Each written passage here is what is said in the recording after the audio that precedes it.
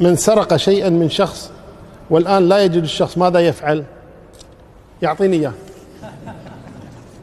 صحيح.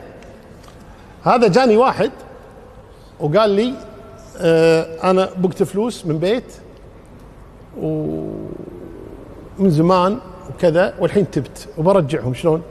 قلت له متى بقتهم؟ قال قبل 12 سنة أو 10 سنين. قال قبل 10 سنين بقتهم.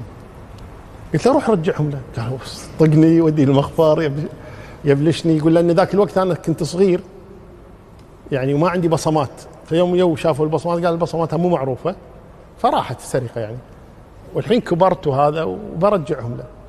قلت له تدل بيته؟ قال لي أدله. قلت له يجيب لي العنوان ويجيب لي الفلوس. فجاب العنوان وجاب لي الفلوس. أخذت الفلوس ورحت البيت أنا ويا أخوي عدنان العسكر، فرحنا هناك وصلينا المسجد اللي حول البيت. قلت يمكن أعرف أحد بالمسجد أسأله. فالمهم شفنا واحد، لقيت واحد أعرفه، قلت له فلان البيت هذا تعرفه؟ قال لي هذا موظف ويانا بالبحرية. وفضحناه، يلا عادي. زين، رحنا طقينا الباب عليه، طلع لنا السلام عليكم السلام. قلت له من متى أنت في البيت؟ قال صار لي 10 سنين. قلت له كدم باق هالبيت؟ قال لي. قلت له من اللي باق؟ قال ما ندري، قال ما لقينا احد وراحت علي. قلت ايش باق منك؟ قال والله ما كنا فلوس، ما ادري كنا فلوس. قلت له كم؟ قال ما ادري.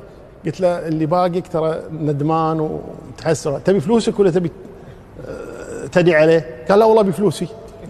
قلت له اعطيك فلوسك وتسكت وتسامحه وتسكت وخلاص فك الفك. قال لي عطني فلوسي.